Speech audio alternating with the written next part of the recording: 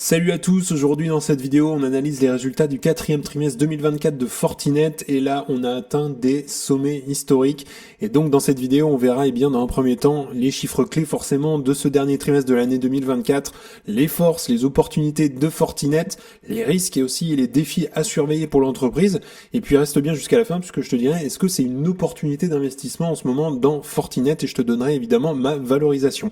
D'ailleurs tu peux en profiter pour mettre un petit like à la vidéo, ça permet de soutenir la chaîne et je te remercie grandement.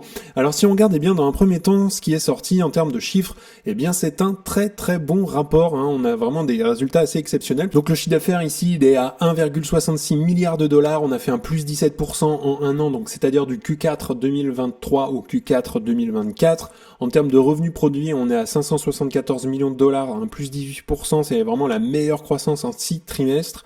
Les revenus des services, eux, s'établissent à 1,09 milliard de dollars, plus 17% quand même. Marge brute record, 81,9%, c'est vraiment une superbe marge brute quand même. La marge opérationnelle, 39,2%, qui est un record historique d'ailleurs. Et en termes de free cash flow, on est à 380 millions de dollars et on a fait un plus 23%, donc vraiment là, Fortinet a fait vraiment fort. Donc si on compare maintenant les résultats avec le trimestre, donc le Q4 2023 et le Q4 2024, donc le dernier qui est sorti. Donc en termes de revenus, je l'ai dit tout à l'heure, un plus 17%, on était à 1,4, le Q4 2023 on est passé à 1,6. En termes de revenus produits, on a pas mal performé aussi, plus 17%. Sur les revenus des services, également plus 17,2%, on est passé à 927 à 1,08. Et donc sur la facturation, 1,8 et on est passé à 2, donc un plus 7%. Donc franchement, on a vraiment des belles évolutions ici. Si on regarde quelques indicateurs maintenant, sur la marge brute, pareil, plus 3 points quand même sur la marge brute, c'est vraiment pas négligeable. Sur les marges produits, on est passé de 60 à 69%, et là on a fait un plus 9%, plus 9 points sur la marge produit, donc ça c'est vraiment très bien. Sur la partie service, ça a été plutôt minime, mais c'est vraiment une belle marge, 88%. La marge opérationnelle, elle a bien progressé puisqu'on a un plus 7 points, on est passé de 32 à 39. Et sur le résultat net, donc non GAAP, sans les normes de comptabilité, on est passé à 571, donc c'est un plus 45%, on est à 392 au Q4 2023, donc là c'est vraiment des très belles évolutions ce dernier trimestre. Alors pourquoi c'est important sur ces résultats ? Le revenu produit rebondit fortement, signe d'ailleurs que les entreprises investissent à nouveau. Les services continuent d'ailleurs de croître rapidement puisque ça donne d'ailleurs un peu plus de stabilité au business model. Et puis Fortinet devient justement une machine à cash, on le voit, avec une rentabilité qui est d'ailleurs en hausse et bien constante. Si on regarde maintenant par segment clé, donc ils ont la sécurité unifiée d'ailleurs et la sécurité des opérations. On a une croissance d'ailleurs des facturations sur la partie d'ailleurs unifiée. Donc 13% de l'ensemble du chiffre d'affaires. On a une croissance également des revenus récurrents annuels. Et là, on a plus 32%. Et sur la partie Service Security, Service Edge, on connaît justement une croissance des facturations de 85% et c'est ça qui a stimulé d'ailleurs la croissance globale. Donc là clairement on a une demande croissante d'ailleurs et puis la cybersécurité renforcée indique d'ailleurs un bon positionnement stratégique de Fortinet d'ailleurs sur ces segments. Sur la partie sécurisation des réseaux, on a Fortinet qui détient d'ailleurs plus de 50% du marché mondial des firewalls, on a un développement de FortiOS, on a également des ventes sur la partie OT, donc opérationnelle technologie, proche de 1 milliard de dollars en 2024. Donc là, on a une convergence réseau sécurité, d'ailleurs qui s'accélère et on a Fortinet qui est plutôt bien placé pour bénéficier notamment de la transition des infrastructures sécurisées. Si on regarde en termes d'investissement et d'acquisition, on a une acquisition de Perception Point ici, donc sécurité notamment avancée des emails et de la collaboration. On a un rachat d'ailleurs de Linksys pour sécuriser le travail à domicile et on a le développement de FortiGate, notamment des pare-feux nouvelle génération pour les PME ou encore d'autres entreprises. Et en fait, ces initiatives, ça permet de renforcer tout simplement l'offre de Fortinet d'ailleurs dans la cybersécurité et aussi l'optimisation des réseaux. Donc si on fait le point maintenant sur les forces et les opportunités, notamment de Fortinet, c'est un leader en cybersécurité. C'est le numéro 1 notamment sur les firewalls avec plus de 50% de part de marché. On a un leader sur la convergence IT et sécurité avec FortiOS notamment.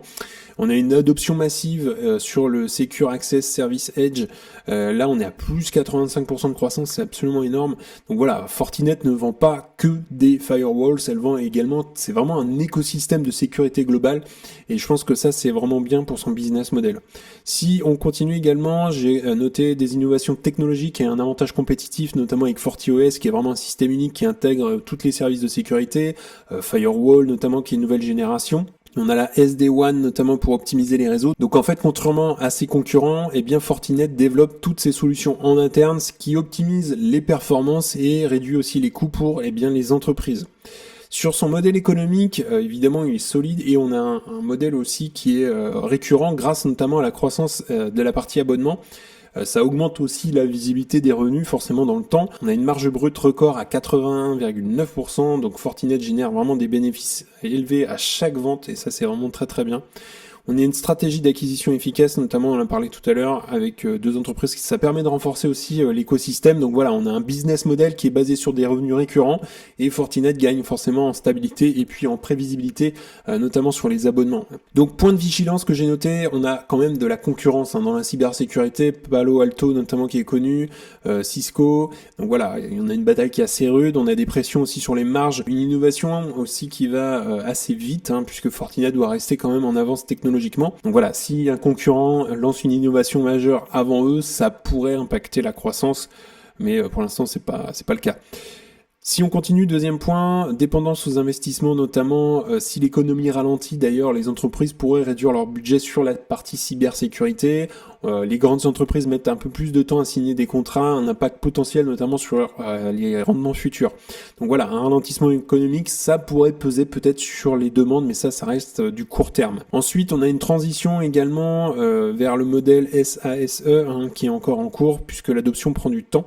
Les entreprises aussi doivent moderniser leur infrastructure et on a un risque de retard aussi dans la conversion des clients. Donc voilà, Fortinet doit accélérer évidemment la migration de ses clients vers le cloud et ce système SaaS pour maintenir justement la croissance. Donc si on regarde maintenant les prévisions qu'ils ont annoncées dans leur dernier rapport pour 2025, entre 1,5 1,56 milliards pour le premier trimestre de l'année. Donc là, ça ferait un plus 13%. Sur la partie facturation, on serait à 1,52, 1,60. Sur la marge brute, on serait entre 80 et 81%, donc assez stable globalement. Et une marge opérationnelle plutôt en légère baisse autour des 30%. Pour l'année 2025, ils ont prévu c'est à peu près 6,65, 6,85 milliards de dollars, un plus 13%. Sur la partie facturation, 7,20, 7,40 milliards, là on serait à plus 12%. La marge brute serait autour des 80%, plutôt stable. Et on aurait une marge opérationnelle en légère baisse. Donc ça c'est ce qu'ils ont donné dans leur dernier rapport. Alors si on regarde maintenant en termes d'opportunités et de risques. Donc ce que j'ai noté notamment c'est la montée en puissance du SASE, le Secure Access Service Edge, qui est en expansion d'ailleurs.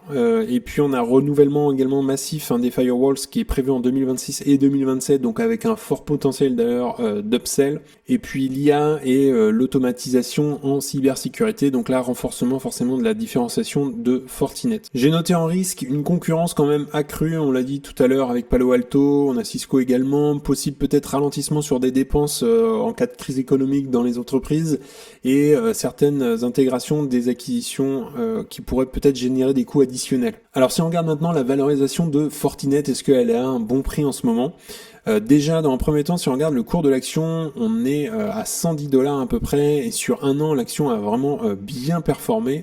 On a fait une belle performance quand même de plus 56% en un an. Et donc si on regarde aujourd'hui rapidement, donc on a une belle capitalisation boursière aujourd'hui pour l'entreprise, 84 milliards quand même.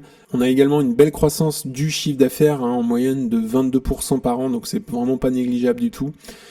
Si on regarde en termes de free cash flow, on a une belle courbe en bleu de la croissance des free cash flow. Les SBC, ça reste tout à fait raisonnable. Sur le free cash flow par action, on a une belle croissance du free cash flow par action, donc ça c'est plutôt positif. Sur le ROCE, ça pareil, ça reste globalement stable, même s'il y a une tendance quand même à la croissance ces dernières années. Et on est surtout quand même à plus de 30%, on est à 40% même. On a un ROCE qui est vraiment très intéressant. Les marges brutes sont excellentes, les marges free cash flow sont excellentes. Ils font un peu de rachat d'actions, ils n'ont pas de problème de dette. Donc très clairement, c'est une entreprise qui est vraiment bien gérée. On le voit ici, belle croissance du chiffre d'affaires, belle croissance également qui est même similaire au chiffre d'affaires sur la partie free cash flow, donc à 21%. un ROCE à 48% ici.